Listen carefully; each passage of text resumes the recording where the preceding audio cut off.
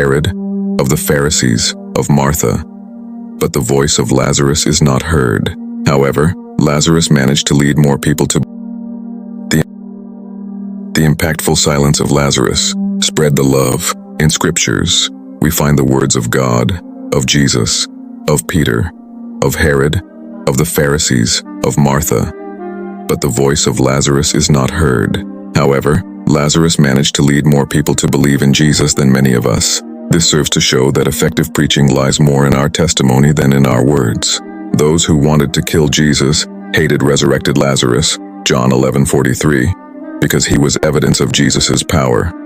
You couldn't look at Lazarus without seeing or remembering Jesus. Was Lazarus preaching? Testifying? Not that we know of.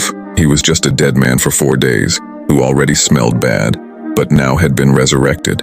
Therefore, Lazarus received the same sentence as Jesus. He was privileged to die like Jesus, John 12:10. Surely he fled the scene. When people were already afraid to be near Jesus because they knew he would be arrested, Lazarus and his sisters gave a dinner for the Master, where Mary anointed his feet with precious ointment.